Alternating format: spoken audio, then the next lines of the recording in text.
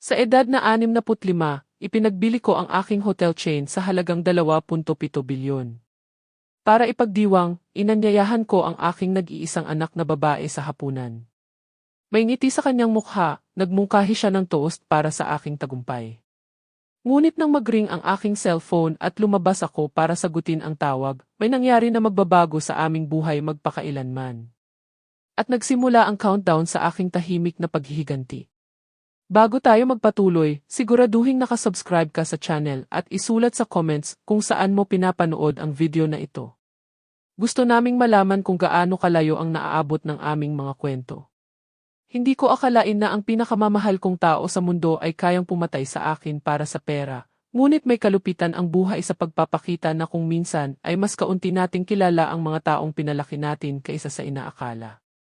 Ang restaurant ay isa sa mga lugar kung saan may texture ang katahimikan, ang uri ng establishmento kung saan hindi nagtataas ng boses ang mga tao, at ang background music ay isang bulong lamang. Ang mga tablecloth ay malinis na puting linen, at bawat piraso ng kubyertos ay kumikinang sa ilalim ng malambot na ilaw ng mga chandelier. Nakaupo ako sa tapat ng aking anak na si Sarah, isang 38 taong gulang na babae na mag-isa kong pinalaki pagkatapos ng maagang pagkamatay ng aking asawa, si David. Namatay siya ng 12 taong gulang pa lang si Sarah. Naiwan akong in charge sa aming maliit na inn sa tabing dagat at sa pagpapalaki sa aming maliit na anak. Ang maliit na inn na iyon ay isa ng chain ng mga hotel na kakaibenta ko lang sa halagang 2.7 bilyon. Ito ay ang pagtatapos ng isang panahon at ang simula ng isa pa. Mga dekada ng pagsusumikap, mga gabing walang tulog, hindi mabilang na sakripisyo, lahat para masiguro na may pinakamabuting mayaalok ako sa aking anak. Para sa iyong kalusugan, nanay. Itinaas ni Sarah ang kanyang champagne glass. Ang kanyang mga mata ay kumikinang sa paraang itinuring kong pagmamalaki. 2.7 bilyon. Maniniwala ka ba? Hindi ka kapanipaniwala. Mumiti ako, inilagay ang baso ko laban sa kanya. Sumipsip ako ng kaunting cranberry juice. Mahigpit ang aking cardiologist. Bawal ang alak para sa akin. Hindi kontrolado ang aking presyon ng dugo. At sineseryoso ko ang aking kalusugan. Napakaganda ni Sarah ng gabing iyon. Suot niya ang isang eleganting itim na damit na ibinigay ko sa kanya para sa kanyang huling kaarawan. Ang kanyang kayumangging buhok, kapareho ng sa akin noong bata pa ako, ay nakapusod sa isang detalyadong bon. Sa tabi niya, si Miguel, ang kanyang asawa sa loob ng 5 taon, ay ngumiti na may kaakit-akit na ugali na palaging nagpaparamdam sa akin ng pagkabalisa, bagaman hindi ko maipaliwanag kung bakit. Masaya ako na sa wakas ay nagpa siya kang ibenta, Elena. Sabi ni Miguel na itinaas din ang kanyang baso. Ngayon ay maaari mo nang tamasahin ang buhay. Maglakbay, magpahinga. Sobra kang nagtrabaho. Tumango ako, bagaman may bumabagabag sa tono niya. Para bang mas nakahinga siya ng maluwag kaysa sa masaya para sa akin. Para bang ang pagbebenta ay kumakatawan ng iba sa kanya kaysa sa akin. May mga plano ako, simpleng sagot ko. Ang David Foundation ay simula pa lang. Nakita ko ang isang kisap ng kung ano ang lumipas sa mukha ni Sarah. Pagkayamot, pag-aalala, napakabilis nito kaya hindi ko matukoy. Foundation, tanong niya, biglang nanigas ang kanyang boses. Gumagawa ako ng isang foundation sa pangalan ng iyong ama upang tulungan ang mga ulila. Isang malaking bahagi ng benta ang mapupunta doon. Umubo si Miguel, halos masamid sa kanyang champagne. Napakagaling, sabi niya, ngunit ang kanyang boses ay nagpakita ng ibang emosyon. At magkano? Magkano nga ba ang plano mong i-donate? Bago ako makasagot, nag-ring ang aking cellphone. Si Jessica, ang aking abogado at kaibigan sa loob ng mga dekada, isang taong kilala ang aking pamilya tulad ng pagkakakilala ko. Kailangan kong sagutin ito, sabi ko, tumayo. Tungkol ito sa huling detalye ng benta. Naglakad ako papunta sa lobby ng restaurant kung saan mas malakas ang signal. Maikli ang pag-uusap namin ni Jessica, ilang detalye lang tungkol sa pagpirma ng huling dokumento. Kinaumagahan, nang bumalik ako, may napansin akong kakaiba. Nag-uusap sina Sarah at Miguel sa mahinang bulong na huminto agad nang lumapit ako. Ayos lang ba kayo? Tanong ko nang umupo ako. Aba, nanay, umiti si Sarah. ngunit ang ngiti ay hindi umabot sa kanyang mga mata. Sinasabi ko lang kay Miguel kung gaano ako ipinagmamalaki sa iyo.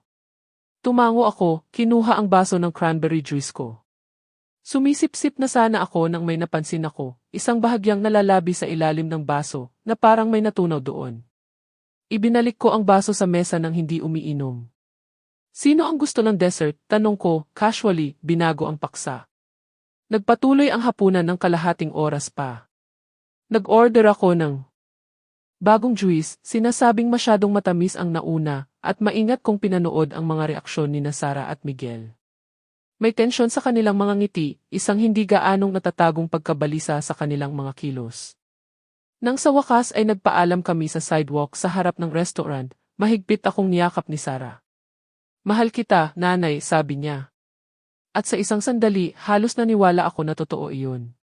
Sumakay ako sa aking kotse at naghintay hanggang sa mawala ang kanilang sasakyan sa kanto. Nagsisimula pa lang sana ako nang makina nang marinig ko ang isang mahinang katok sa bintana. Si Antonio pala, ang waiter na naglingkod sa amin buong gabi. Malalim ang kanyang ekspresyon na agad nagpabalisa sa akin. Ibinaba ko ang bintana. Opo, Ginang Elena, sabi niya sa mahinang boses, lumingalinga na parang natatakot na marinig. Patawad po sa pag-istorbo, ngunit may kailangan akong sabihin sa inyo. Ano iyon, Antonio? Nag-atubili siya, halatang hindi komportable. Nang lumabas po kayo para sagutin ang telepono, may nakita po ako. Nag-serve po ako sa katabing mesa, at huminto siya, lumunok ng hirap. Nakita ko po ang anak ninyo na may inilagay sa baso ninyo, isang puting pulbos mula sa isang maliit na vial na kinuha niya sa kanyang porse. Ang asawa niya po ay lumingalinga na parang nagbabantay para masigurong walang makakakita. Kinilabutan ako kahit napansin ko na ang kakaiba sa baso at naghinala ako. Ang marinig ang kumpirmasyon mula sa isang saksi ay nakapanlulumo. Sigurado ka ba rito? Tanong ko, halos pabulong ang aking boses.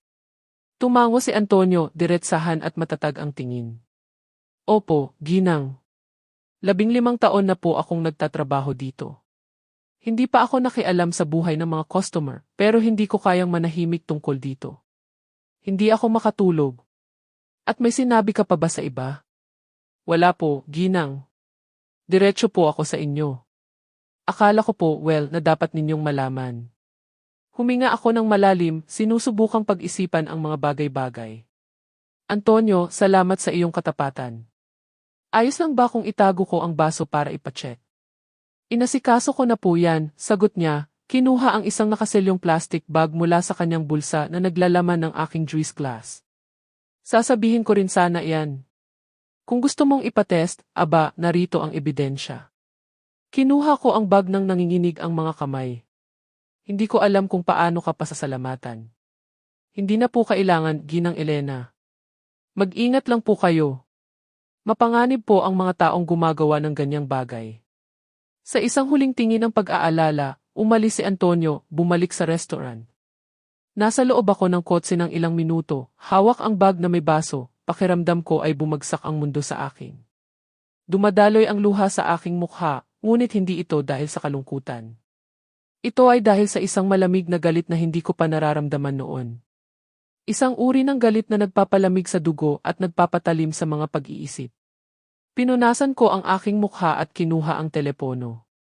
Sinagot ni Jessica sa pangalawang ring. Tama ka. Iyon lang ang sinabi ko. May mahabang katahimikan sa kabilang linya. Alam ni Jessica. Sa loob ng ilang buwan, sinubukan niya akong bigyan ng babala tungkol sa mga problema sa pera ni Sara at Miguel, tungkol sa kung paano sila nagsimulang magkalapit matapos ipahayag ang pagbebenta. Ayoko maniwala. Mas gusto kong isipin na isa lang siyang anak na muling nakatuklas ng pagmamahal sa kanyang ina. Gaano katagal sa tingin mo ang mayroon tayo? Tanong niya sa wakas. Hindi na marami. Susubukan ulit nila. Ano ang gusto mong gawin, Elena? Tiningnan ko ang baso sa loob ng plastic bag, ini-imagine ang mga kamay ng aking anak na nagbubuhos ng lason sa inumin ng kanyang sariling ina. Gusto kong magbayad sila, sagot ko, mas matatag ang boses kaysa dati. Hindi sa kulungan. Masyadong madali iyon. Gusto kong maramdaman nila ang bawat gramo ng lason na sinubukan nilang ibigay sa akin. Ang baso ng juice ay nasa akin pa rin, nakaselyo sa isang plastic bag bago pa ang kumpirmasyon ni Antonio. May isang bagay sa loob ko, marahil maternal instinct, marahil self-preservation, ang nagbabala sa akin na huwag inumin ang kahina-hinalang nilalaman. Kinaumagahan, dinala ko ito sa isang pribadong lab, ang uri ng lugar na hindi nagtatanong kapag naglagay ka ng tumpok ng 5,000 na banknotes sa counter kasama ang sample. Ang uri ng lugar na mabilis at tahimik na gumagawa. Gusto ko ng kumpletong pagsusuri, walang tanong-tanong. Kailangan ko ang mga resulta ngayon. Sabi ko sa technician, isang binata na nakasalamin na tumingin sa akin ng may pagtataka, ngunit tinanggap ang aking panukala ng walang pag-aalinlangan. Habang naghihintay, umupo ako sa isang kalapit na cave. Nag-ring ang aking cellphone. Si Sarah pala. Nanay, ayos ka lang ba? Hindi ka masyadong maganda tingnan kagabi. Ang kanyang boses ay nagpakita ng pag-aalala, ngunit ngayon ay naririnig ko ang pagkukunwari sa bawat salita. Ayos lang ako, mahal, sagot ko, pilit na pinagaan ang tono. Medyo pagod lang. Magpapahinga ako ngayon. Ay, mabuti. Akala ko may sakit ka o kung ano. Nadismaya ako na hindi ako patay, naisip ko. Ngunit sabi ko, wala. Magaling ako. May awkward na katahimikan. At paano naman ang foundation na binanggit mo? Ito ba talaga ang gusto mong gawin ngayon? Ibig kong sabihin, kakaibenta mo lang ng mga hotel. Baka mas maganda kung magpahinga ka muna bago magsimula ng mga bagong proyekto. Ah, kaya pala. Ang pera. Palaging pera. Ang lahat ay gumagalaw, Sarah. Sa katunayan, pipirmahan ko ang mga dokumento kasama si Jessica ngayon. Isa pang paghinto, mas matagal. Ngayon. Magkano? Magkano ang ilalagay mo sa foundation na iyon, nanay? Ipinikit ko ang aking mga mata, kinokontrol ang sakit na nagbabantang lunukin ako. 1.7 bilyon, sagot ko ng mahinahon, isang kasinungalingan na alam kong magpapagulo sa kanya. Magandang simula iyon para sa gawaing gusto kong gawin. Narinig ko ang pagbilis ng kanyang paghinga sa kabilang linya. 1.7 bilyon. Pero nanay, yan ay halos lahat. Ano ang gagawin mo sa natitirang bahagi ng iyong buhay? Hindi mo kaya. Kailangan ko nang umalis, mahal. Narito na ang taxi. Binaba ko ang telepono bago pa siya makaprotesta. Ngayon alam ko na kung magkano ang halaga ng aking buhay sa aking anak. 2.7 bilyon. Hindi higit, hindi bababa. 3 oras pagkatapos, tumawag ang lab, handa na ang mga resulta. Nang iabot ng teknisyan sa akin ang sobre, bahagyang nanginginig ang kanyang mga kamay. Alam niya kung ano ang natagpuan niya. Ginang, ito ay, nagsimula siya, ngunit itinaas ko ang isang kamay upang pigilan siya. Salamat, sabi ko, simpleng, binayaran ang natitira sa aming napagkasunduan. Sa kotse, binuksan ko ang sobre. Malinaw at nakapanlulumo ang ulat. Propranolol sa isang konsentrasyon na 0 beses na mas mataas kaysa sa normal na therapeutic dose. Isang dosis na ayon sa tala ng teknisyan ay maaaring magdulot ng matinding bradycardia, hypotension at posibleng cardiac arrest sa mga individual na may dati ng kondisyon sa puso. Eksakto kung ano ang mayroon ako, hypertension at bahagyang murmur sa puso. Mga kondisyon na alam ni Sarah. Mga kondisyon na magpaparamdam sa aking kamatayan na natural. Isang malungkot na atake sa puso sa isang matandang babae na nakakatanggap lang ng malaking halaga ng pera at nasa ilalim ng stress. Ang perpektong plano. Tinawagan ko si Jessica at nagmaneho patungo sa kanyang opisina sa bayan. Nang pumasok ako sa kanyang opisina, naghihintay na siya sa akin, nakaupo sa likod ng kanyang malaking oak desk. Ang kanyang itim na rim na salamin ay nagpapatingkad sa kanyang matatalim na mata. Well, tanong niya, bagaman ang kanyang tono ay nagpapahiwatig na alam na niya ang sagot. Inilagay ko ang ulat sa desk. Binasa niya ito ng mabilis, nanatiling walang ekspresyon ang kanyang mukha maliban sa bahagyang paghigpit ng kanyang mga labi. Propranolol, sabi niya sa wakas. Isang kagiliw-giliw na pagpipilian, mahirap matukoy sa isang routine autopsy. Nag-aral siya ng nursing sa loob ng 2 semestre bago huminto, paliwanag ko. Sapat na siguro ang natutunan niya. Sumandal si Jessica sa kanyang upuan, ang kanyang mga daliri ay nakakrus. Ano ang gusto mong gawin, Elena? Maaari tayong pumunta sa pulisya kasama nito. Umiling ako.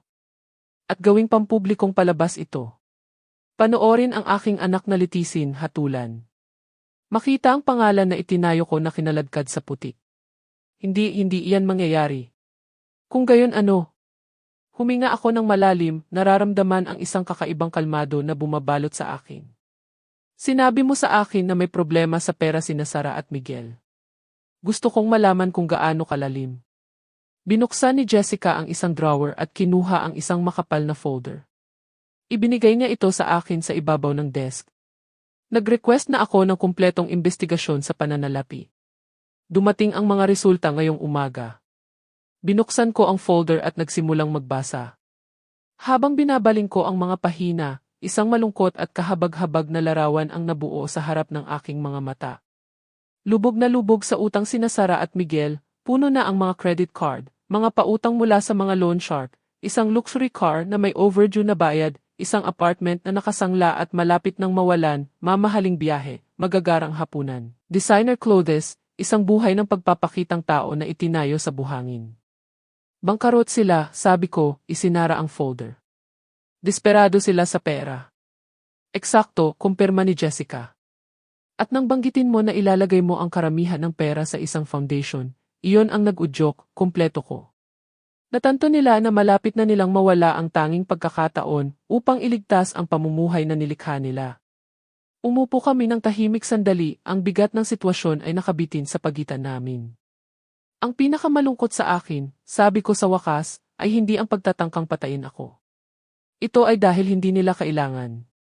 Kung sila ay nasa problema, maaari sana silang lumapit sa akin, humingi ng tulong. Tinulungan ko sana sila.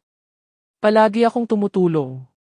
Inabot ni Jessica ang mesa at hinawakan ang aking kamay. Ang ilang tao ay nabubulagan ng kasakiman, Elena. Hindi nila nakikita ang anuman maliban sa kanilang sariling kagustuhan. Huminga ako ng malalim at tumayo, isang desisyon ang nabubuo sa aking isip. Kailangan kong gawin mo ang ilang bagay para sa akin, Jessica. Una, gusto kong gumawa ka ng bagong testamento. Pangalawa, kailangan kong mag-schedule ka ng isang pulong kina Sara at Miguel para bukas dito sa iyong opisina. Sabihin mo sa kanila na tungkol ito sa foundation na pinag-iisipan kong baguhin ang mga halaga. Tiningnan ako ni Jessica, itinaas ang kilay. Ano ang plano mo? Isang bagay na hindi nila malilimutan, sagot ko, nararamdaman ang isang malamig na determinasyon na lumalaki sa loob ko. Isang aral tungkol sa mga kahihinatnan. Nang paalis na ako sa opisina ni Jessica, nakatanggap ako ng text mula kay Sara. Nanay, pwede ba tayong maghapunan ngayong gabi? May gusto kaming pag-usapan ni Miguel tungkol sa mga plano para sa iyong kinabukasan. Umiti ako ng mapait sa telepono. Mga plano para sa aking kinabukasan o ang kawalan nito. Paumanhin, mahal. Medyo masama ang pakiramdam ko. Maaari ba tayong magkita bukas sa opisina ni Jessica ng 10 oras am? Agad dumating ang sagot. Sige, nanay. Magpahinga ka. Mahal na mahal ka namin. Mahal na mahal ka namin. Walang kabuluhang salita mula sa isang anak na, wala pang 24 oras ang nakalipas, ay sinubukang patayin ako para sa pera. Kinaumagahan, nagising ako na may kakaibang gaan sa pakiramdam, na parang may bigat na nawala sa aking mga balikat. Naroon pa rin ang sakit, malalim at matalim, ngunit sinamahan na ito ngayon ng isang kalinawan na hindi ko pa nararanasan noon. Maingat akong naghanda para sa pulong. Pumili ako ng kulay abo na suit, elegante at simple. Ibinalik ko ang aking kulay abo na buhok sa isang simpleng bun. Walang makeup, walang maskara sa mga linya na inukit ng buhay sa aking mukha. Gusto kong makita ako ni Sara kung ano ako, isang matandang ina. Sinubukan niyang pumatay. Nang dumating ako sa opisina ni Jessica, naghihintay na siya sa akin sa reception area. May kakaiba sa kanyang mga mata, isang kinang ng paghanga na may halong pag-aalala. Nasa conference room na sila, imporma niya sa akin. Mukha silang balisa. Dapat lang, sagot ko, inayos ang strap ng aking pitaka kung saan ko inilagay ang lab report. Gaano katagal bago dumating ang detective? Tumawag siya 10 minuto na ang nakalipas. Nasa gusali siya sa ibabang palapag, naghihintay ng ating signal. Tumango ako, nasisiyahan. Kinuha ni Jessica ang isang dating pulis upang tulungan kami sa mangyayari. Hindi ito opisyal. Hindi ito legal, ngunit kinakailangan. Sige, tara na, sabi ko, iniayos ang aking balikat. Pagpasok ko sa conference room, agad na tumayo sina Sarah at Miguel. Suot ng aking anak ang isang mapusyaw na asul na damit, halos walang mali siya sa kanyang hiwa. Si Miguel ay walang kapintasan sa isang dark suit. Mukha silang modelong mag-asawa, ang uri mula sa isang advertisement ng bangko o life insurance. Nanay. Lumapit si Sarah na may mga braso na bukas para yakapin ako. Hindi ko namalayan na umatras ako ng isang hakbang. Nag-atubili siya, nalilito, ngunit mabilis na nakabawi, ginawa ang galaw upang hilahin ang isang upuan para sa akin. Mas maayos na ba ang pakiramdam mo ngayon? Tanong niya, ang kanyang mukha ay balat kayo ng pag-aalala. Mas maayos na, sagot ko, umupo. Nakakagulat kung ano ang magagawa ng isang magandang pagtulog.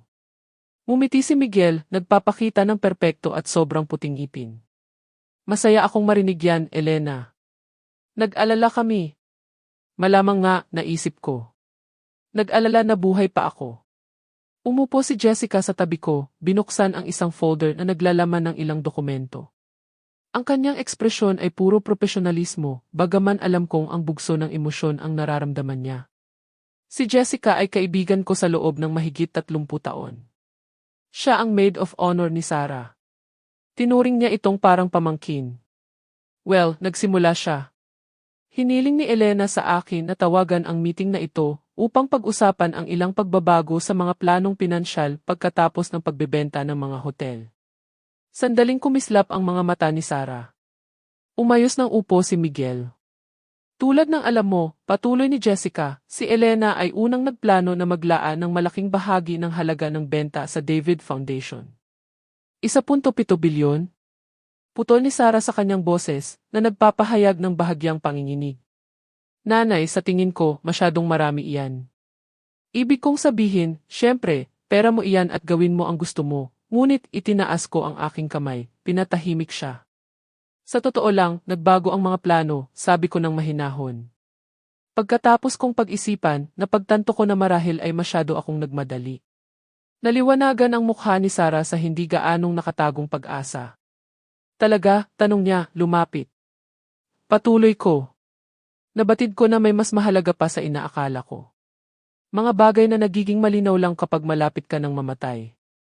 Isang mabigat na katahimikan ang bumaba sa silid. Lumunok ng hirap si Miguel. Nanigas si Sarah, bahagyang nawala ang kanyang ngiti. Ano ang ibig mong sabihin, nanay? Tanong niya, pilit na pinipilit ang isang magaan na tawa. Magaling ang hitsura mo. Imbes na sumagot, binuksan ko ang aking pitaka at kinuha ang ulat ng lab, inilagay ko ito sa mesa at ipinasa ito sa mag-asawa. Alam ninyo ba kung ano ito? Tanong ko ng mahinahon. Tiningnan ni Sarah ang dokumento nang hindi hinahawakan. Nanatiling walang galaw si Miguel na parang isang estatwa. Ito ay isang ulat ng toxicology, patuloy ko, ang aking boses ay kalmado pa rin, halos klinikal. Isang pagsusuri ng aking cranberry juice mula kagabi. Kawili-wili, hindi ba? Propranolol sa isang potensyal na nakamamatay na dosis para sa isang may kondisyon sa puso tulad ko. Nawalan ng kulay ang mukha ni Sarah. Nagsimulang pagpapawisan ng husto si Miguel. Nanay, hindi ko alam ang pinagsasabi mo. Nautal si Sarah, ang tingin niya ay nagpapalit-palit kina Jessica at sa akin. Ito ba ay isang uri ng biro? Isang biro, ulit ko, inihilig ang aking ulo. Hindi, Sarah. Hindi ito biro, tulad ng hindi rin biro na lubog kayo sa utang. O ang katotohanang sinubukan mo akong lasunin para mamanahin ang aking pera bago ko ito aksayahin sa isang foundation. Nagsimulang tumayo si Miguel, ngunit pinigilan siya ni Jessica sa isang matatag na galaw. Iminumungkahi kong manatili kayong dalawa kung nasaan kayo, sabi niya, ang kanyang boses ay malamig na parang bakal. Mas lalala pa ang sitwasyon kung susubukan ninyong umalis ngayon. Nagsimulang umiyak si Sarah, malalaking luha ang gumulong sa kanyang perpektong naka-make-up na mukha. Nanay, sumusumpa ako na hindi ko alam ang pinagsasabi mo. Hinding-hindi ko gagawin ang ganoong bagay. Hinding-hindi. Isang kahanga-hangang pagganap. Kung wala ako ang mga salita ni Antonio, kung wala ako ang ulat, baka pinaniwalaan ko pa siya. Sarah, sabi ko, sa wakas ay nabasag ang aking boses ng bahagya. Nakita ng waiter ang lahat. Si Antonio, naaalala mo siya? Nakita kanyang naglalagay ng kung ano sa baso ko habang ako ay nasa telepono. Nakita niya si Miguel na nagbabantay para masiguro na walang nakatingin. Ang katahimikan na sumunod ay nakakabingi. Tiningnan ni Miguel si Sarah na huminto sa pag-iyak. Iba na ang ipinapakita ng kanyang mukha. Hindi na ito takot o gulat. Ito ay kalkulasyon. Tinitimbang niya ang kanyang mga opsyon, sinusubukang makahanap ng paraan para makatakas. Ito ay katawa-tawa. Sa wakas ay nagsalita si Miguel, bahagyang nanginginig ang kanyang boses. Inaakusahan mo kami ng tangkang pagpatay-batay sa ano? Sa testimonya ng isang waiter na maaaring nagsisinungaling. Isang lab report na maaaring peke. Ngumiti si Jessica, isang walang humor na ngiti. Iyan mismo ang dahilan kung bakit mayroon kaming bisita na naghihintay na sumama sa amin, sabi niya, kinuha ang telepono. Gusto niyang marinig ang inyong mga paliwanag. Idinayal niya ang isang numero at nagsalita ng maikli. Ilang segundo pagkatapos, bumukas ang pinto at pumasok ang isang matangkad, seryosong lalaki. Suot niya ang isang simpleng suit at may dalang folder na katulad ng kay Jessica. Ito si Charles Miller, ipinakilala ni Jessica. Dating detective ng Federal Police, ngayon ay isang pribadong consultant. Binati ni Charles ang lahat ng isang tango at umupo sa tabi ni Jessica. Si Emily. Si Miller ay gumugol ng huling 48 oras sa pagsisiyasat sa inyong dalawa. Patuloy kong pinapanood ang paglaki ng takot sa mga mata ni Sarah. Nakatuklas siya ng ilang kawili-wiling bagay. Gusto mo bang marinig? Walang sumagot. Ang katahimikan ay sapat na sagot. Halimbawa, patuloy ko, natuklasan niya na ilang beses na nag-online si Miguel tungkol sa mga epekto ng propranolol sa mga pasyenteng may problema sa puso. Nalaman niya na gumamit si Sarah ng peking pangalan para bilhin ang gamot sa isang botika sa kabilang panig ng bayan. At nalaman niya na kayong dalawa ay may utang na mahigit 114 na milyon sa mga taong hindi kilala sa kanilang pasensya sa mga nangutang. Nagsimulang manginig ng husto si Miguel. Mukhang nagulantang si Sarah, ang tingin niya ay nakatitig sa isang malayo. Ano ang gusto mo? Tanong niya sa wakas, mahina at talunan ang kanyang boses. Ano ang gusto ko? Ulit ko, nararamdaman ang isang alon ng kalungkutan na bumabalot sa akin. Gusto kong maunawaan kung paano umabot sa puntong ito ang sarili kong anak. Paano mo naisip na patayin ako? Paano naging mas mahalaga ang pera kaysa sa pag-ibig, pamilya, kaysa sa lahat ng akala kong itinuro ko sa iyo? Sa wakas ay tiningnan ako ni Sarah sa mata. Wala nang luha doon, walang takot, walang kalkulasyon. Mayroon lamang isang lamig na nagpatakot sa akin. Gusto mong malaman kung bakit, tanong niya, nakakagulat na kalmado ang kanyang boses. Dahil palagi mong pinapahalagahan ang iyong mga hotel, ang iyong pera, ang iyong mahalagang mana kaysa sa akin. Dahil pagkatapos mamatay ni tatay, nalunod ka sa trabaho at iniwan ako. Dahil nangako ka na balang araw, magiging akin ang lahat. Na sa wakas ay mabubuhay ako ng buhay na nararapat sa akin. At pagkatapos ay nagpasya kang ibigay ang lahat sa isang walang kwentang foundation. Ang kanyang mga salita ay tumama sa akin na parang suntok sa tiyan. Iyon ba ang iniisip niya? Na napabayaan ko siya? Na ang pagsusumikap upang bumuo ng isang bagay para sa aming dalawa upang masiguro ang aming kinabukasan ay isang uri ng pagpapabaya. Sarah, nagsimula ako, nanginginig ang aking boses. Nagtrabaho ako ng husto para sa amin upang siguraduhin na mayroon kang mga pagkakataon na hindi ko naranasan upang hindi ka na mag-alala tungkol sa pera. At tingnan mo kung saan kami napunta, sagot niya ng mapait. Ikaw na may milyon-milyon at ako na sinusubukang patayin ka para hindi ko mawala ang lahat. Ang krudong pag-amin ay nagpatahimik sa lahat ng nasa silid. Tiningnan siya ni Miguel nang may takot. Sarah, tumahimik ka. Sumirit siya. Nagkukumpisal ka sa isang krimen. Tumawa siya, isang walang buhay na tunog. Ano ang pagkakaiba? Alam na niya. Alam ng lahat. Tiningnan ko ang aking anak, ang maliit na bata na minsang humawak sa aking kamay habang naglalakad kami sa dalampasigan, na umiyak sa aking balikat nang iwanan siya ng kanyang unang kasintahan, na nanumpa na sasamahan ako palagi, anuman ang mangyari. At ginawa ko ang aking huling desisyon. May dalawang pagpipilian ka, sabi ko, mas matatag ang aking boses kaysa sa inaasahan. Unang pagpipilian, tatawagan ni Jessica ang pulis ngayon. Kayo ay aarestuhin para sa tangkang pagpatay. Sa ebidensyang mayroon kami, halos sigurado ang hatol. Ilang taon kayong makukulong. Nakatitig si Sarah sa mesa habang si Miguel ay mukhang malapit ng himatayin. Ikalawang opsyon, patuloy ko. Pipirmahan mo ang mga dokumento na inihanda ni Jessica. Ipagtatapat mo ang lahat sa sulat. Ang dokumento ay itatago sa isang safe. Kung may mangyari sa akin, anumang natural o hindi, ito ay agad na ibibigay sa mga otoridad. At bilang kapalit, tanong ni Miguel, halos hindi marinig ang kanyang boses. Bilang kapalit, mawawala kayo sa buhay ko magpakailanman. Walang kontak, walang pagtatangkang makipagkasundo, walang paghingi ng pera.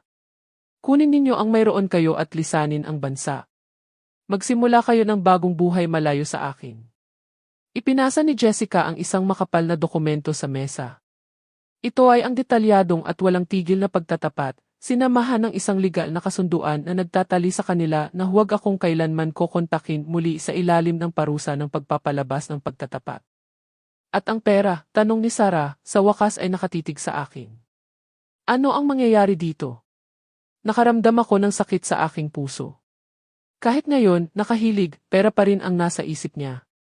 Karamihan nito ay mapupunta sa David Foundation tulad ng plano, sagot ko. Ngunit handa akong bayaran ang inyong mga utang sa kondisyon na huwag na kayong bumalik. Tiningnan ni Miguel si Sarah, pagkatapos ay ang mga dokumento. Maaari ba kaming magkaroon ng sandali para pag-usapan ito? Tanong niya. Hindi, mabilis na sagot ni Jessica. Magpasya kayo ngayon o tatawagan namin ang pulis. Hindi ito negotiable. Isang tense na katahimikan ang bumaba sa silid. Sa wakas, inabot ni Sarah ang panulat. Wala tayong pagpipilian, bulong niya kay Miguel. Ito o kulungan. Nang matapos sila, kinolekta ni Jessica ang mga papeles at inilagay sa isang folder. Sasama si Emily.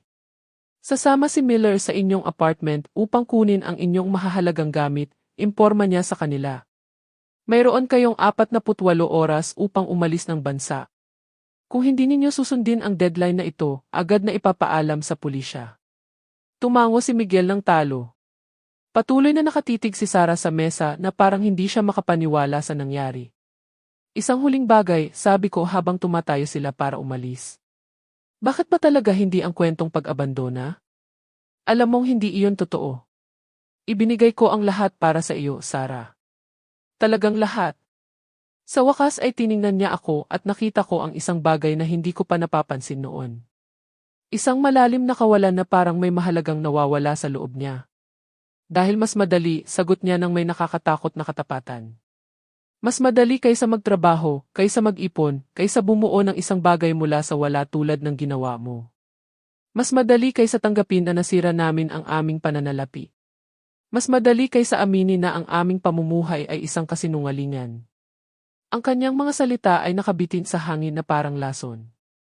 Walang pag-ibig, walang galit, tanging isang malamig, kalkuladong kaginhawaan na nagparamdam sa akin na parang tinitingnan ko ang isang estranghero. Paalam, Sarah. Sabi ko, bawat salita ay parang mabigat na bato. Umaasa akong makikita mo ang hinahanap mo. Hindi siya sumagot. Sinundan lang niya sina Miguel at Charles palabas ng silid nang hindi lumingon. Sumara ang pinto na may mahinang click at bigla kong napagtanto na patay na ang aking anak. Hindi pisikal, ngunit ang taong mahal ko, ang pinalaki ko, ay wala na. Marahil hindi naman talaga siya nag-exist. Umupo kami ni Jessica ng tahimik sa loob ng ilang minuto.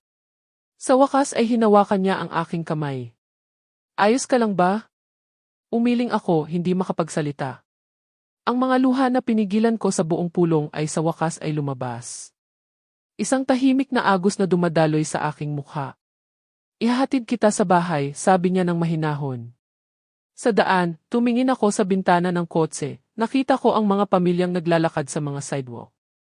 Mga ina na hawak ang kamay ng maliliit na bata, mga teenager na nakikipagtalo sa kanilang mga magulang, karaniwang mga eksena sa araw-araw na ngayon ay tila kabilang sa isang mundo na hindi ko na maaabot. Lumipas ang 2 linggo. Kinumpirma ni Charles na umalis na sina Sara at Miguel ng bansa, patungong Portugal dala ang kaunting pera na natitira sa kanila. Ang pangako na bayaran ang kanilang mga utang ay tinupad hindi dahil sa pagkabukas palad, kundi dahil ayoko na may maghahanap sa kanila ng mga loan shark at sa kalaunan ay lalapit sa akin. Nagsimula ako sa isang tahimik na routine.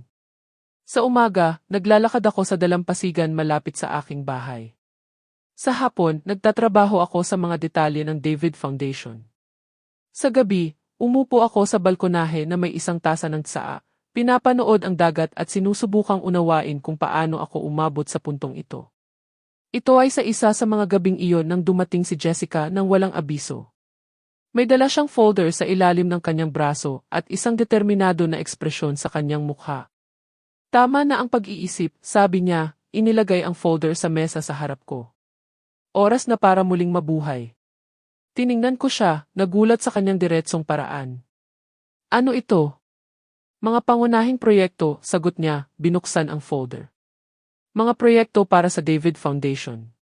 Mga bagay na maaari mong gawin ngayon, mga tao na maaari mong tulungan, mga buhay na maaari mong baguhin. Sa loob ng folder ay may detalyadong mga panukala, isang shelter para sa mga ulila, isang scholarship program para sa mga kabataan mula sa mahihirap na komunidad, isang vocational training center para sa mga mahihirap na tao. Bakit mo ipinapakita sa akin ito ngayon, tanong ko. Umupo si Jessica sa tabi ko, ang kanyang tingin ay diretsahan at prangka tulad ng dati. Dahil nalulunod ka sa kalungkutan at pagkakasala. Iniisip mo kung saan ka nagkamali. Ano ang maaari mong nagawa ng iba? Ngunit ang totoo, Elena, ay ang ilang tao ay gumagawa lang ng masasamang desisyon. Gaano man sila kahusay palakihin, gaano man sila kamahal, pipiliin nila ang maling landas. Nanatili akong tahimik, nilulunok ang kanyang mga salita. Si Sara ay gumawa ng kanyang pagpili, patuloy ni Jessica. Ngayon ay oras na para gawin mo ang sa iyo. Maaari kang magtago dito na nagluluksa sa nawala sa iyo, o maaari mong gawing positibo ang sakit na iyon.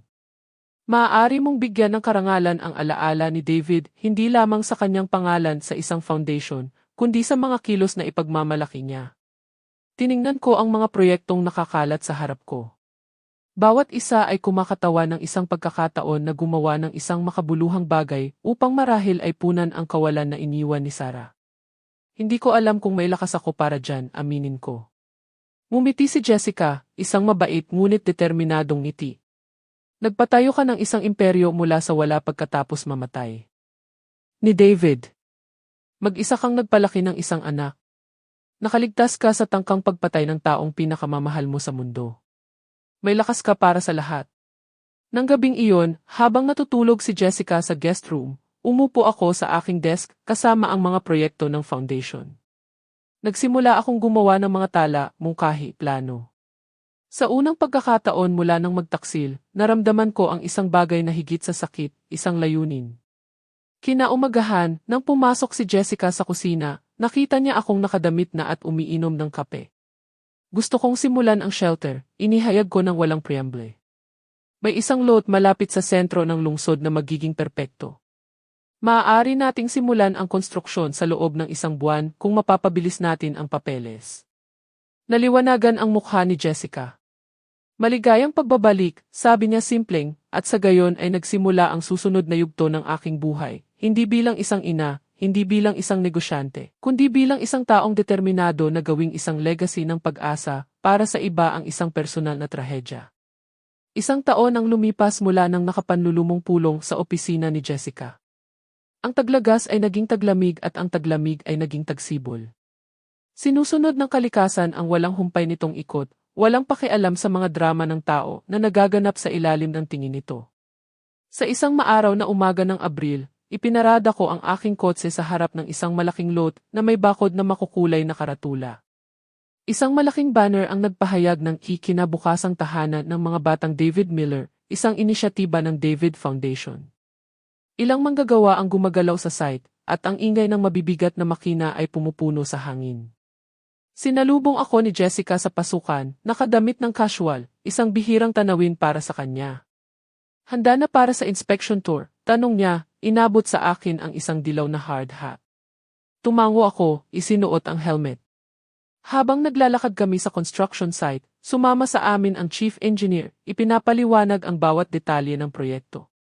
Nakalatag na ang pundasyon at ang mga pader ng unang palapag ay nagsisimula ng bumuo. Magsisimula ang electrical installation sa susunod na linggo, paliwanag niya, ipinapakita ang blueprints, at umaasa kaming makumpleto ang bubong bago ang mga ulan ng Hunyo. Lumingalinga ako, iniimagine kung ano ang magiging hitsura ng lugar kapag natapos. Mga komportableng silid para sa 50 bata, mga silid-aralan, isang aklatan, isang dining hall, mga recreation area, isang espasyo na idinisenyo hindi bilang isang institusyon, kundi bilang isang tunay na tahanan. At dito, itinuro ng engineer ang isang malaking lugar sa gitna ng lote. Ito ang magiging hardin na hiniling mo kasama ang nakapreserbang puno, tulad ng iyong hiniling. Sa gitna ng construction site, miraculously na nakaligtas sa konstruksyon, ay isang lumang puno ng dilaw na epay. Ipinilit ko na ito ay panatilihin, na ang buong konstruksyon ay iangkop upang mapreserba ito. Ito ay isang puno na katulad ng itinanim namin ni David sa bakuran ng aming unang bahay ng sanggulpa si Sarah. Ang ganda tingnan, komento ko, nararamdaman ang isang halo ng pagmamalaki at kalungkutan. Pagkatapos ng pagbisita, nagtanghalian kami ni Jessica sa isang maliit na restaurant sa malapit. Habang kumakain kami, inabot niya sa akin ang isang folder. Semi-annual report ng foundation, paliwanag niya. Bukod sa shelter, nakapagbigay na kami ng 25 scholarship at sinimulan ang renovation ng community center sa Hope Neighborhood. Binasa ko ang mga pahina, humanga sa pag-unlad.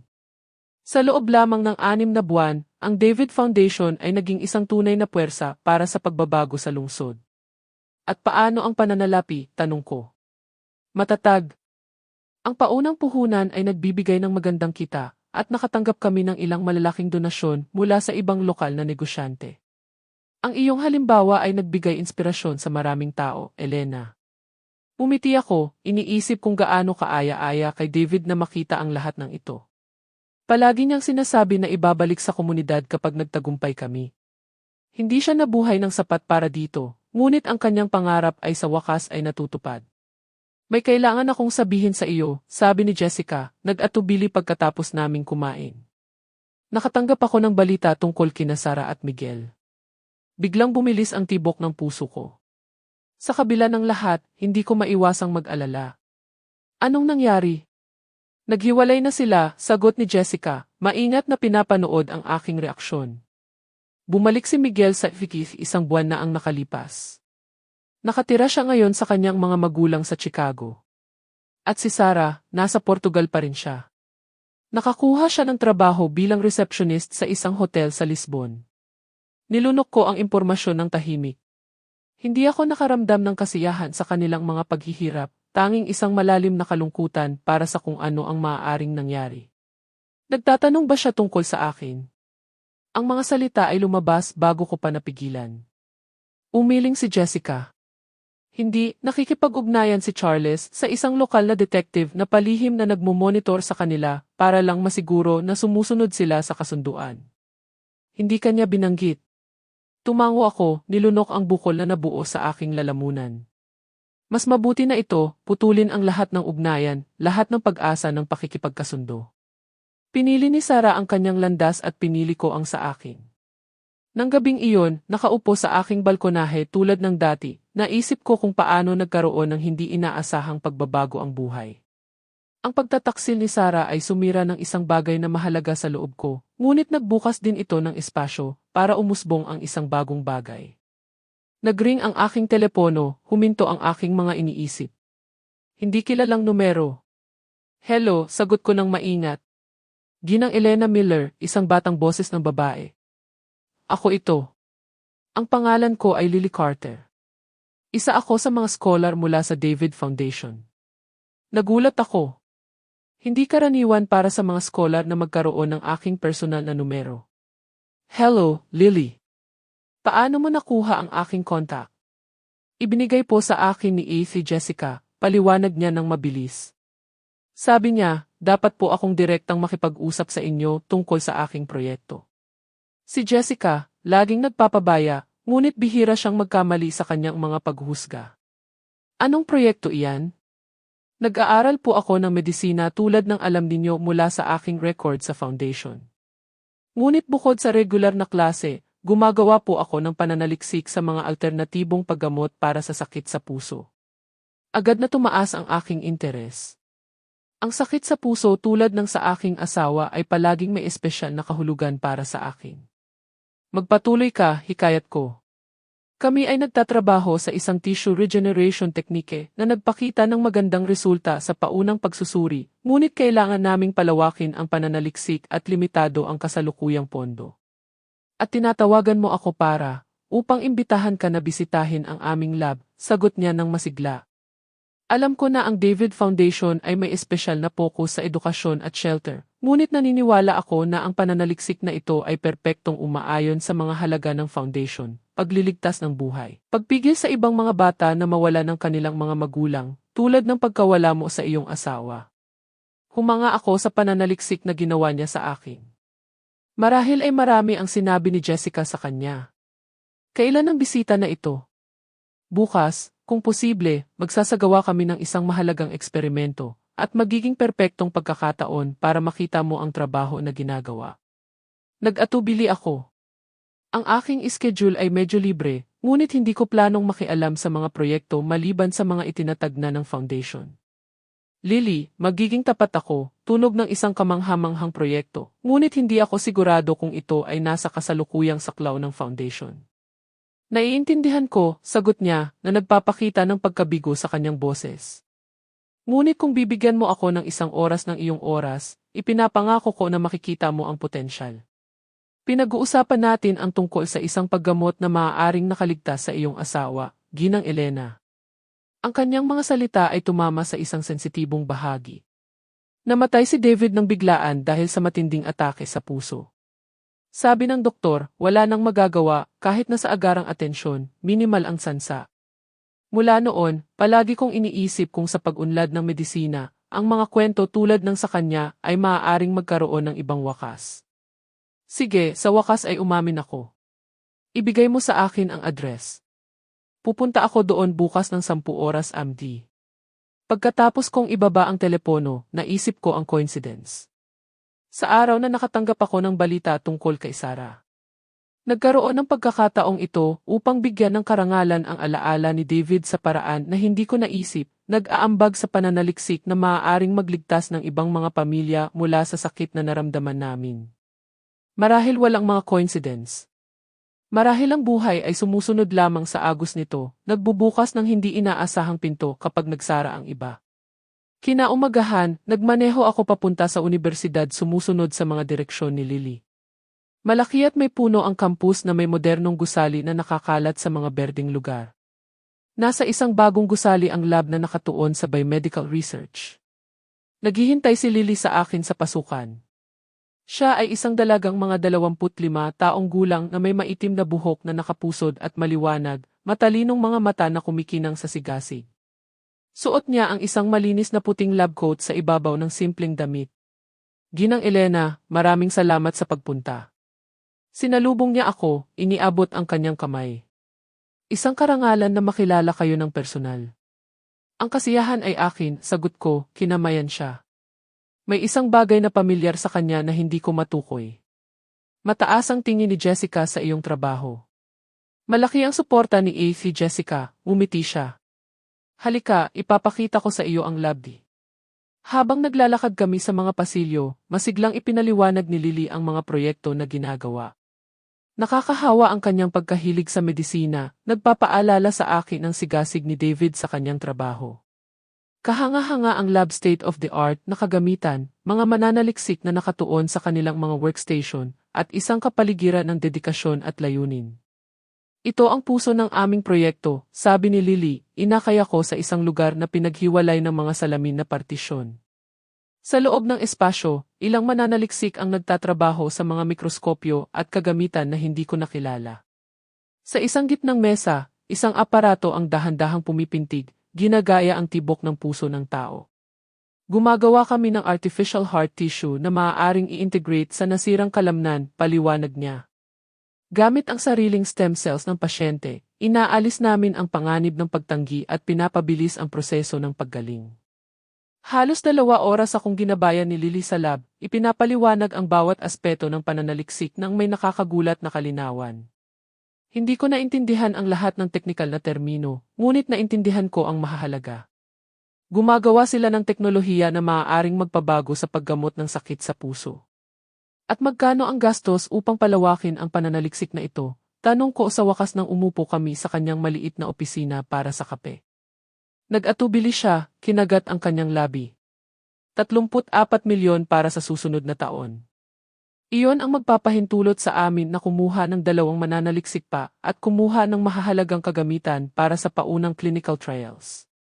Ito ay isang malaking halaga, ngunit pasok naman sa mga kakayahan ng foundation. Bakit hindi ito pinupondohan ng ahensya ng pagtataguyod ng pananaliksik? Pinupondohan naman, ngunit mabagal ang proseso. Nakikipagkumpetensya kami sa 12 ng iba pang proyekto. Maaari kaming mawalan ng buwan kahit taon. Samantala, namamatay ang mga tao. Kumpleto ko. Tumango siya, seryoso ang kanyang mga mata. Eksakto. Mga taong tulad ng iyong asawa. Muli, naramdaman ko ang kakaibang pagiging pamilyar na tumitingin sa kanya. May isang bagay sa kanyang tingin, sa paraan ng paghiling niya ng kanyang ulo, habang nagsasalita. Lily, binanggit mo na madalas akong pinag-uusapan ni Jessica. Ano nga ba ang sinabi niya sa iyo? Nag-atubili ang dalaga, biglang naging hindi komportable. Well, sinabi niya sa akin ang tungkol sa foundation, kung paano ito nilikha sa alaala ng iyong asawa, tungkol sa kahanga-hangang gawaing ginagawa ninyo. Iyon lang ba? Huminga siya ng malalim na parang gumagawa ng isang mahirap na desisyon. Hindi, sinabi rin niya sa akin ang tungkol sa iyong anak. Isang mabigat na katahimikan ang bumaba sa maliit na opisina. Tiningnan ko si Lily, sinusubukang unawain ang kanyang ekspresyon. Walang paghuhusga doon, tanging isang tunay na pakikiramay na nagpagulo sa akin. At ano nga ba ang sinabi niya sa iyo tungkol sa aking anak? Tanong ko sa wakas, mas mahigpit ang aking boses kaysa sa intensyon ko. Naglipat si Lily sa kanyang upuan, ang kanyang mga daliri ay nanginginig sa desk. Sinabi niya sa akin ang nangyari, ang tangkang paglason, kung paano mo nalaman ang kasunduan. At bakit niya ibabahagi ang isang bagay na napakapribado sa iyo? Saglit siyang lumayo na parang nagtitipo ng lakas. Dahil tinanong ko siya, dahil kailangan kong maunawaan bago ko kayo makilala. Lalo akong nalito sa sagot. Kailangan mong maunawaan kung bakit. Sa halip na sumagot ng direkta, binuksan ni Lily ang drawer ng kanyang desk at kinuha ang isang nakaramang litrato. Ipinasa niya ito sa akin ng tahimik. Ito ay isang lumang litrato, dilaw sa paglipas ng panahon. Nagpapakita ito ng isang matangkad, lalaking may abuhing buhok na may braso na nakakapit sa isang mas batang babae. Ngumiti sila sa kamera sa harap ng isang maliit na bahay. Sino sila? Tanong ko, bagaman may isang bagay sa loob ko na alam na ang sagot. Mga magulang ko, mahinang sagot ni Lily. O sa halip ang mga taong nagpalaki sa akin. Tiningnan ko siya ng may bagong pag-unawa, ngayon ay napapansin ang mga detalye, ang hugis ng kanyang mga mata, ang kurba ng kanyang ngiti, mga tampok na masakit na pamilyar sa akin. Ikaw ay, nagsimula ako, hindi makumpleto ang pangungusap. Ang inyong apo, kumpirma niya, ang kanyang matatag na tingin na sumalubong sa akin. Nanganak si Sarah sa akin noong siya ay 17. Hindi niya o ayaw niya akong palakihin. Inampon ako ng isang mag-asawa mula sa rural na Ohio. Nahihilo ang aking isip. Isang apo. May apo ako. Sa lahat ng taong ito habang nagtatayo ako ng mga hotel, nagtitipon ng kayamanan, nagpaplano ng isang legacy, may isang bahagi ng aking pamilya na hindi ko man lang alam na umiiral. Hindi kailanman sinabi sa akin ni Sarah. Bulong ko sa sarili ko kaysa kay Lily. Hindi niya kailanman binanggit ang pagkakaroon ng anak. Nalaman ko ang tungkol sa inyo 2 taon na ang nakalipas, patuloy ni Lily. Palaging tapat ang aking mga magulang sa akin tungkol sa pag-aampon. Nang ako ay maging 25, ibinigay nila sa akin ang mga dokumento na mayroon sila tungkol sa aking biological na ina. Hindi marami, pangalan lang, Sarah Miller. Huminto siya, pinapanood ang aking reaksyon. Sa simula, hindi ko planong hanapin siya. Mayroon akong masayang buhay, kahangahangang mga magulang. Wala akong nararamdamang kawalan na kailangang punan. Ngunit ako ay isang doktor at may mga issue sa kalusugan, mga kasaysayan ng pamilya na maaaring mahalaga. Kaya, nagsimula akong mag-imbestiga. At nakita mo, una kitang nakita. Ngumiti siya ng bahagya. Nabasa ko ang tungkol sa pagbebenta ng hotel chain, tungkol sa David Foundation. Nalaman ko na si Sarah ang iyong nag-iisang anak. Pinapanood ko mula sa malayo, sinusubukang magpasya kung lalapitan ko. Noon ko nakilala si kay Jessica sa pamamagitan ng isang scholarship program sa foundation. Alam ba ni Jessica kung sino ka mula pa sa simula? Umiling si Lily. Hindi. Sa simula, siya lang ang direktor ng foundation na nagbigay sa akin ng scholarship. Naging mas malapit kami dahil madalas siyang bumibisita sa lab, mukha siyang interesado sa aming trabaho. Ilang buwan lang ang nakalipas nang magpasya akong sabihin sa kanya. Akala ko, kailangan ko ng tulong sa pagpapasya kung hahanapin ko ba kayo o hindi. At iminungkahi niya ang estratehiyang ito na dalhin ako rito sa ilalim ng pretext ng pondo para sa pananaliksik. Namula ang mukha ni Lily. Totoo ang pananaliksik. Dali-dali siyang nilinaw. Lahat ng ipinakita ko sa inyo ay totoo.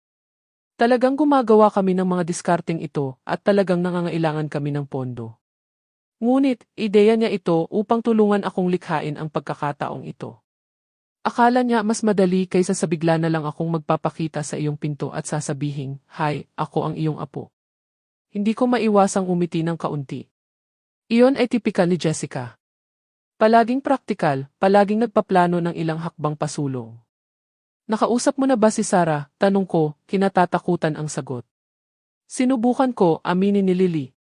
Naglakbay ako sa Portugal 3 buwan na ang nakalipas. Nagawa kong hanapin siya, ngunit huminto siya, napuno ng luha ang kanyang mga mata. Ayaw niya akong makita. Sabi niya, sarado na ang bahaging iyon ng kanyang buhay, na mas mabuti para sa akin na magpatuloy sa aking sariling paraan at siya sa kanya. Ang epekto ng mga salitang iyon ay parang pisikal na suntok. Kahit pagkatapos ng lahat ng ginawa ni Sarah, nagawa pa rin niya akong sorpresa sa kanyang kalupitan. Tinatanggihan ang sarili niyang anak, tinatanggihan pa nga sa kanya ang pagkakataon na makipag-usap. "Pasensya na," sabi ko, inabot ang kanyang kamay at hinawakan. Walang sinuman ang nararapat sa ganoong uri ng pagtanggi. Pinunasan ni Lily ang isang luha gamit ang kanyang libreng kamay. "Ayos lang." Tulad ng sabi ko, mayroon akong kahangahangang mga magulang. Hindi ako naghahanap ng ina, ngunit naisip ko, marahil ay gusto mong malaman na mayroon kang apo. Na ang bahagi ng iyong mana ay nagpapatuloy sa paraang hindi mo inaasahan. Tiningnan ko siya, ang matalino, maawain, at determinadong dalagang ito, at naramdaman ko ang isang bagay na unti-unting lumabas sa loob ko.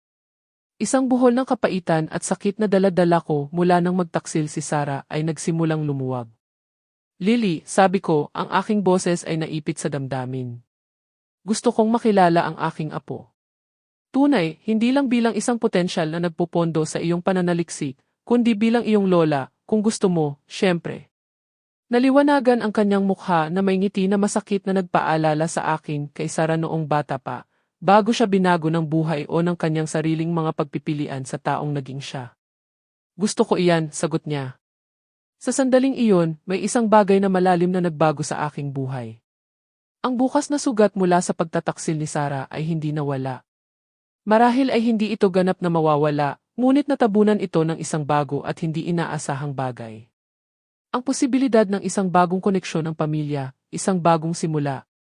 Tungkol sa pananaliksik, sabi ko pagkatapos ng isang sandali, ituring mo ng aprobado ang pondo.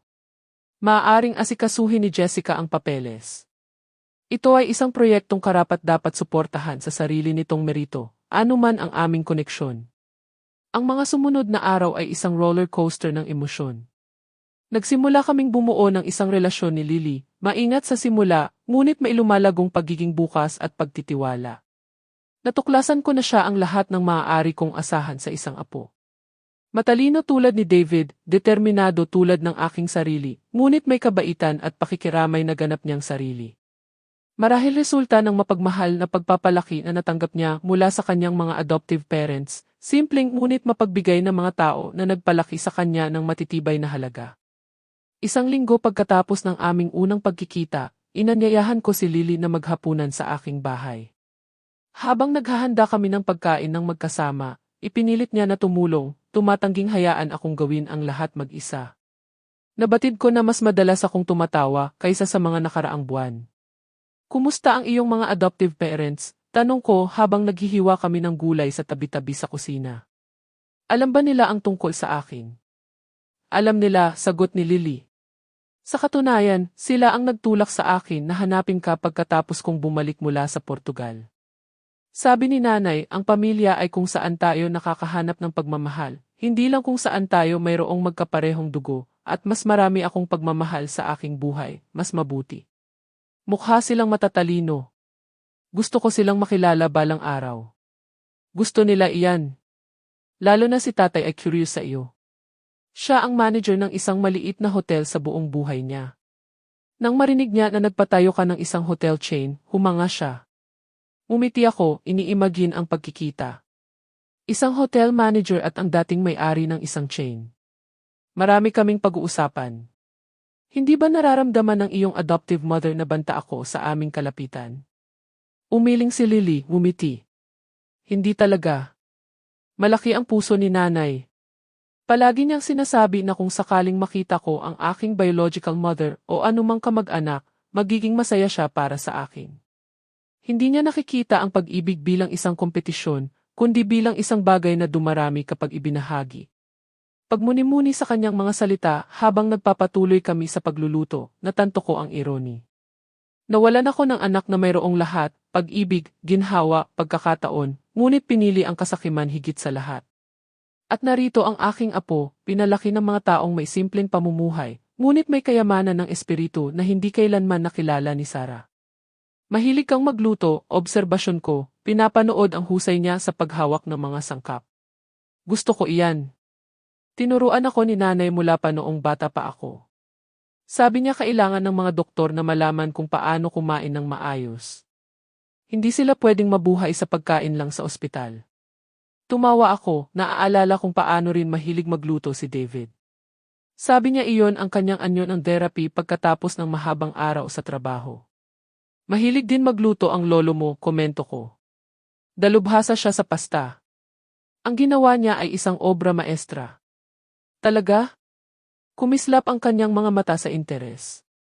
Mahina rin ako sa pasta. Ang specialty ko ay lasag na. Siguro nasa pamilya, biro ko, at di nagtagal ay magkasama kaming nagtawanan na parang matagal na kaming magkakilala, hindi lang ilang araw. Sa hapunan, mas marami pang sinabi sa akin si Lily tungkol sa kanyang buhay, kanyang pag-aaral, kanyang mga pangarap para sa kinabukasan. Bilang kapalit, nagbahagi ako ng mga kwento tungkol kay David, kung paano namin itinayo ang kumpanya ng magkasama, tungkol sa mga unang taon ni Sarah. Ano siya noong bata pa siya? Ibig kong sabihin, nag-atubili si Lily, hinalo ang natirang pagkain sa kanyang plato gamit ang kanyang tinidor. Bumuntong hininga ako, hinahanap ang tamang mga salita. Masigla siya, puno ng enerhiya at kuryosidad. Mahilig siya sa mga pakikipagsapalaran. Palagi siyang gustong mag-explore, tumuklas ng mga bagong bagay. Hindi siya ang pinakamahusay na estudyante, ngunit binawi niya iyon sa pagiging malikhain. Napakagaling niyang mag-drawing. Sa loob ng ilang panahon, akala namin ay magpapatuloy siya sa isang artistikong karera. Ano ang nagpabago? Iyon ang tanong na paulit-ulit kong tinanong sa sarili mula nang magtaksil. Hindi ko alam sigurado, aminin ko. Pagkatapos mamatay ni David, may nagbago sa kanya. Naging mas reserved siya, mas kalkulante. Sa kanyang teenage years, nagsimula siyang masyadong mag-alala tungkol sa status, tungkol sa iniisip ng ibang tao. Palagi niyang gusto ang pinakamahusay, ang pinakamahal, ang pinaka-eksklusibo. Akala ko isang phase lang iyon na lilipas. Ngunit sa halip, lalong lumakas ang katangiang iyon sa paglipas ng panahon. Tumango si Lily nang may pag-iisip. Nang makilala ko siya, kahit sa maikling pagkikita na iyon, may napansin akong kakaiba sa kanya. Isang lamig, isang distansya, na parang palagi siyang nagkakalkula ng isang bagay, sinusukat ang kanyang mga salita at kilos. Sa tingin mo ba ay napigilan ko iyon? Na nagkamali ako sa pagpapalaki sa kanya? Ang tanong ay lumabas bago ko pa napigilan. Ito ay isang bagay na bumabagabag sa akin sa mga gabing walang tulog. Saan ako nagkamali? Inilagay ni Lily ang kanyang kamay sa akin, ang kanyang tingin ay diretsahan at tapat. Bilang isang doktor, natutunan ko na may mga salik na lampas sa ating kontrol. Mga genetic predispositions, brain chemistry, mga karanasan sa pagbuo na tila walang kabuluhan sa oras na iyon, ngunit lubos na humuhubog sa isang personalidad. Hindi ko iniisip na maaari mong hinulaan o napigilan ang landas na pinili niya. Huminto siya na parang inaayos ang kanyang mga iniisip. Tingnan mo ako. Pareho kaming may genetic material, ngunit pinalaki ako ng ibang tao, sa ibang kapaligiran, at naging ganap akong ibang tao. Sinasabi nito sa akin na hindi lang pagpapalaki, hindi rin lang genetika. Ito ay isang komplikadong kombinasyon ng mga salik, na marami sa mga ito ay lampas sa kontrol ng isang magulang. Nagbigay ng ginhawa ang kanyang mga salita na hindi ko alam na kailangan ko. Sa loob ng ilang buwan, dala-dala ko ang bigat ng pagkakasala, pinagtatanong ang bawat desisyon na ginawa ko bilang isang ina. Ang marinig si Lily, isang doktor, isang taong may siyentipikong pagsasanay, ngunit isa ring aking apo, na nagsasabing marahil hindi ko kasalanan, ay parang pakiramdam na may buhol na nawala sa aking dibdib. Salamat dyan, bulong ko. Hindi lang ako nagsasabi ng gusto mong marinig, iginiit niya. Ito ang tunay kong paniniwala.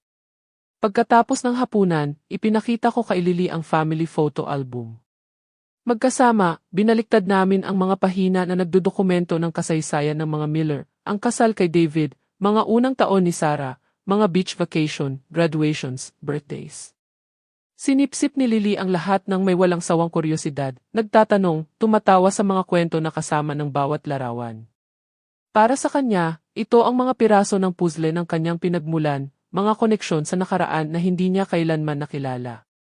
Ito ako sa edad mo, komento ko, itinuro ang isang litrato ko sa edad na 27 sa tabi ng unang hotel na pinamahalaan namin. Napakakamukha, obserbasyon niya.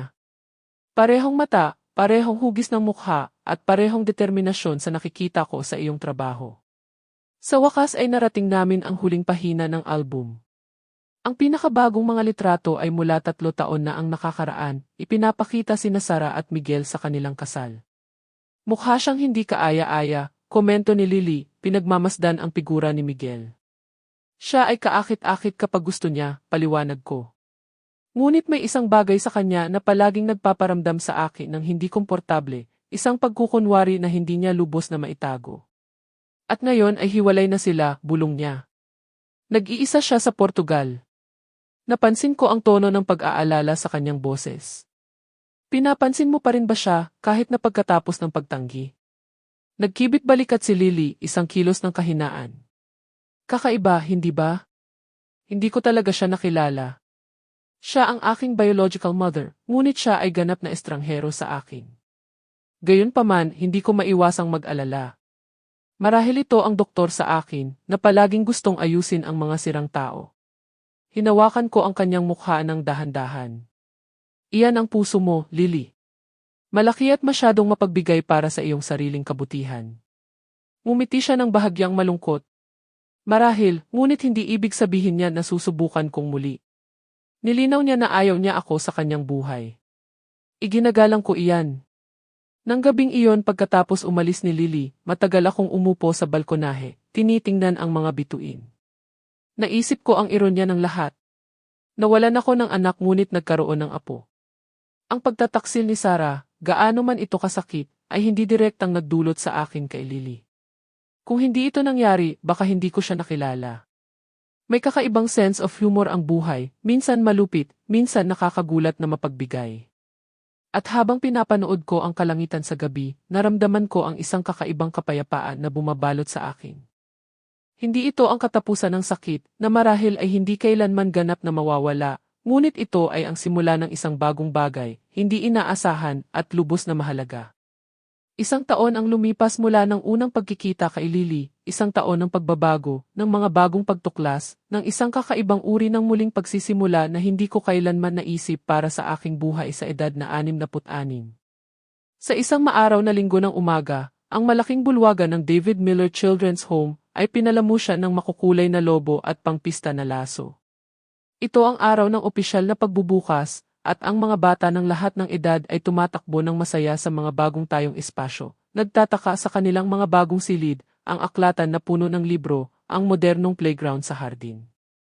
Si Jessica ay nasa tabi ko, walang kapintasan tulad ng dati, sa isang navy blue suit, pinagmamasdan ang eksena ng may kasiyahan.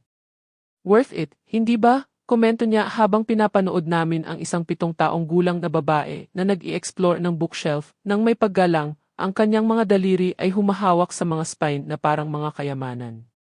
Bawat sentimo, bawat minuto, sagot ko, nararamdaman ang isang alon ng pasasalamat para sa lahat ng nagawa namin. Ang bahay ay may kapasidad para sa 50 bata, ngunit magsisimula kami sa 30 upang masiguro na ang bawat isa ay makakatanggap ng sapat na atensyon. Ang koponan ay binubuo ng mga dedikadong profesional, mga edukador, mga psychologist, mga social worker, lahat ay nagbabahagi ng pananaw na ito ay hindi lamang isang shelter, kundi isang tunay na tahanan. Tingnan mo kung sino ang narito. Maingat na itinuro ni Jessica ang pasukan. Kakapasok lang ni Lily, kasama ang isang matandang mag-asawa. Ang babae, maliit at mataba, ay may mainit na ngiti na nagpaliwanag sa kanyang mukhang dinanas ng panahon. Ang lalaki, matangkad at payat, na may abuhing buhok, ay lumingalinga ng maihalatang paghanga. Iyan ba ang kanyang mga magulang? Tanong ko, bagaman alam ko na ang sagot. Charles at Mary Carter, kumpirma ni Jessica. Sa wakas ay makikilala ko sila. Lumakad kami patungo sa kanila. Nakita kami ni Lily at kumaway, ang kanyang mukha ay sumasabog sa isang malawak na ngiti. Lola, Jessica, gusto kong ipakilala sa inyo ang aking mga magulang. Ang salitang di Lola ay nagbigay pa rin sa akin ng kakaibang pakiramdam. Isang halo ng sorpresa at kaligayahan. Sa unang ilang buwan, tinawag ako ni Lily sa aking pangalan, ngunit unti-unti, habang tumatatag ang aming relasyon, nagsimula siyang gumamit ng nakapaglambing na termino. Ang unang pagkakataon na ginawa niya ito, nagluluto kami ng magkasama, at napakanatural ito kaya halos hindi namin napansin ang paglipat. Isang kasiyahan na makilala kayo. Binati ko ang mag-asawa, iniabot ang aking kamay. Elena Miller. Binaliwala ni Mary ang aking nakaabot na kamay at niyakap ako ng mahigpit.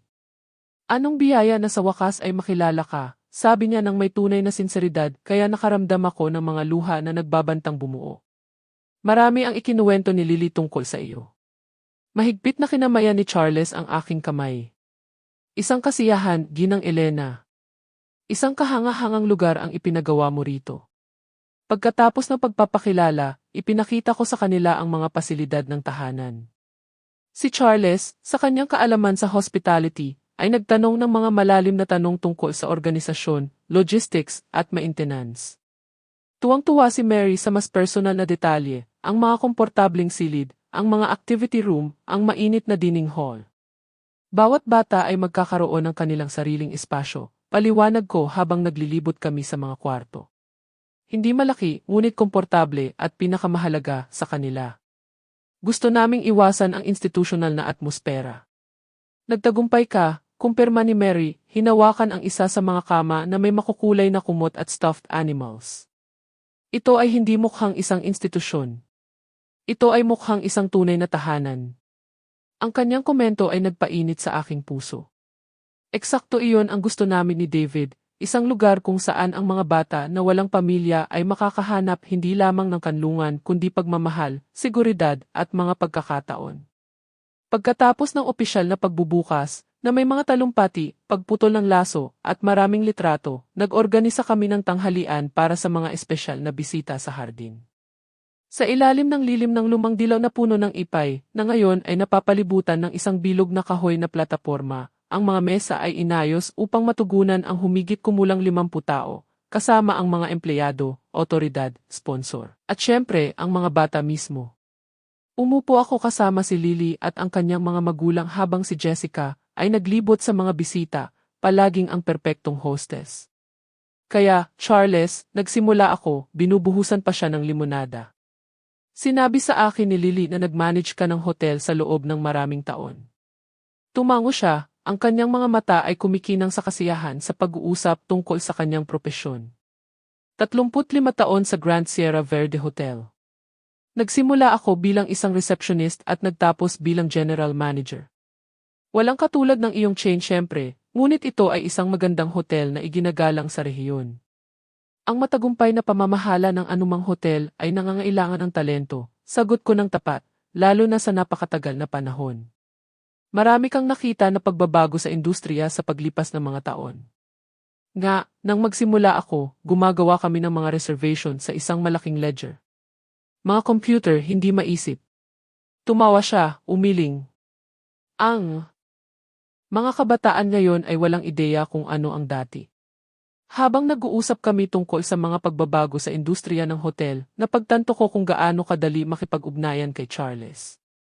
Nagbahagi kami ng magkatulad na karanasan, karaniwang pag-aalala, kahit na gumana kami sa iba't ibang antas. Si Mary naman, abala sa pakikipag-usap kay Lily tungkol sa mga bata sa tahanan. Bilang isang dating elementary school teacher, natural niyang naunawaan ang mga pangangailangan ng mga bata. Alam mo, sabi niya sa isang punto, lumingon sa akin, nang sabihin sa amin ni Lily ang tungkol sa iyo, medyo nag-aalala ako. Naisip ko, mahihirapan ba kaming pasimplehin ang ginang na ito? Gugustuhin ba niyang palitan kami sa buhay ni Lily? Ang kanyang katapatan ay nagpagulat sa akin. Hinding-hindi ko susubukan. Nagsimula akong magprotesta. Ngunit itinaas niya ang kanyang kamay, ngumiti. Alam ko na ngayon, ngunit mga ina ay mga ina. Ano man ang edad ng mga bata, palaging may pag-aalala. Ngunit sa pagkakita ng lugar na ito, kung ano ang itinayo mo rito, ipinakita sa akin kung sino ka talaga. Ginawa niya ang isang malawak na galaw, itinuturo ang tahanan sa aming paligid. Ang isang taong nagtatayo ng ganitong uri ng lugar para sa mga bata ay may malaking puso. Lubos akong naantig ng kanyang mga salita. Ang pagtanggap ni Mary ay nangangahulugang higit pa sa kanyang maisip. Si Lily ang nagbigay sa akin ng pag-asa, umamin ako, binaba ang aking boses upang siya lang ang makarinig. Pagkatapos na nangyari kay Sarah, akala ko hindi na ako magtitiwala kahit kanino, nagugugulin ko ang natitirang bahagi ng aking buhay na nag-iisa at mapait. Mahigpit na hinawakan ni Mary ang aking kamay, naunawaan ang kanyang mga mata. May ganoong kapangyarihan ang mga bata, hindi ba? Upang pagalingin ang mga sugat na inakala nating hindi nagagaling. Pagkatapos ng tanghalian, habang naglalaro ang mga bata sa ilalim ng pagsubaybay ng mga edukador, hinila ako ni Lily sa isang tahimik na sulok ng hardin. May balita akong sasabihin sa iyo, sabi niya, may pigil na ngiti sa kanyang labi. Ang aming proyekto sa cardiac regeneration ay naaprubahan na para sa paunang clinical trials. Lily, bulalas ko. Napakagandang balita niyan. Kailan mo nalaman? Kahapon. Gusto kong sabihin sa iyo ng personal. Inaprubahan ng Ethics Committee ang protocol at mayroon na kaming mga unang voluntaryo, mga pasyente na may moderate heart damage na hindi gaanong tumugon sa conventional treatment. Kailan magsisimula ang mga trials? Sa loob ng 3 linggo. Kung magiging maayos ang lahat, maaari nating palawakin ang sample sa loob ng 6 na buwan. Tiningnan ko siya ng walang pagpigil na pagmamalaki. Sa loob lamang ng 1 taon, binago niya ang isang promising ngunit kulang sa pondo na pananaliksik sa isang pioneering project na may potensyal na magligtas ng hindi mabilang na buhay. Napaka-proud sana ng lolo mo, sabi ko, nararamdaman ang bukol sa aking lalamunan. Napakaka-proud. Hinawakan ni Lily ang aking mga kamay, ang kanyang tingin ay biglang naging seryoso. Nakatanggap ako ng email kahapon mula kay Sarah. Biglang bumilis ang tibok ng puso ko. Sa loob ng 1 taon, wala kaming direktang balita mula sa kanya.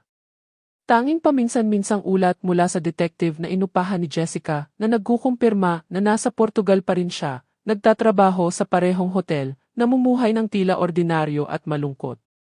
Ano ang gusto niya? Tanong ko, sinusubukang panatilihing neutral ang aking boses. Sabi niya nalaman niya ang tungkol sa aking trabaho. Lumilitaw, may nakita siyang online tungkol sa cardiac research. Sabi niya, proud daw siya. Mukhang nalilito si Lily na parang hindi niya alam kung ano ang dapat maramdaman. Sinagot mo ba? Hindi pa. Hindi ko alam kung dapat ba. Sinuri ko ang sitwasyon. Ang bahagi ko na masakit pa rin sa pagtataksil ay gustong sabihin kay Lily na baliwalain ang email upang protektahan ang kanyang sarili mula sa posibleng manipulasyon. Ngunit ang bahagi na lumago na natuto mula sa hindi inaasahang paglalakbay na ito, alam na ang desisyon ay hindi sa akin. Ano ang sinasabi ng iyong puso? Tanong ko. Bumuntong hininga si Lily, tiningnan ang mga bata na naglalaro sa malayo. Ang isang bahagi ko ay gustong sumagot upang malaman ang higit patungkol sa kanya, marahil ay subukan pang ang bumuo ng isang uri ng relasyon. Ang isa pang bahagi ay naaalala kung paano niya ako tinanggihan sa unang pagkakataon, kung paano niya kayo tinrato at natatakot. Ang takot ay naiintindihan, ngunit gayon din ang kuryosidad. Ano ang gagawin mo? Tanong niya, ang kanyang mga mata ay naghahanap ng gabay sa akin. Nag-isip ako ng maingat bago sumagot. Sa tingin ko, lahat ay nararapat ng pangalawang pagkakataon. Hindi naman sa iyong buhay, ngunit kahit na makinig man lang. Marahil ay maaari kang sumagot sa isang limitadong paraan. Tingnan mo kung ano ang sasabihin niya nang hindi lumilikha ng mataas na inaasahan. Dahan-dahang tumango si Lily. Marahil ay pag-iisipan ko. Huminto siya, pagkatapos ay tinanong ang tanong na nakabitin sa hangin. At ikaw? Kung sinubukan kanyang kontakin, tatanggapin mo ba? Ang tanong ay lumutang sa pagitan namin, mabigat sa mga posibilidad. 1 taon na ang nakalipas, ang sagot ay isang agarang at definitibong hindi. Ngunit ngayon, pagkatapos ng lahat ng aking pinagdaanan, pagkatapos ng muling pagtuklas ng kahulugan ng pamilya sa pamamagitan ni Lily, ang kanyang mga magulang, ang mga bata sa tahanan. Hindi ko alam, sagot ko ng tapat. Hindi ko talaga alam. Umiti si Lily nang may pag-unawa at ipinulupot ang kanyang braso sa akin. Hindi natin kailangang magpasya ngayon. Mayroon tayong oras.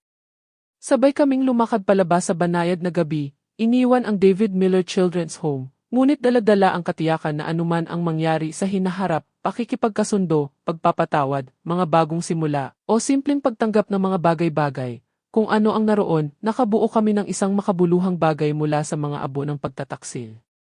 Ang lason na sinubukan ni Sarah na ibigay sa akin ay, ironically, naging dahilan para sa isang bagong buhay. Isang buhay na sa kabila ng lahat ng imperfections at sakit nito ay lubos na sulit mabuhay. Ngayon, kung nagustuhan mo ang kwentong ito, ay click ang susunod na video na lumalabas sa screen dahil dito ay may kwento ng pagtataksil at isang twist na hindi mo pa nakikita.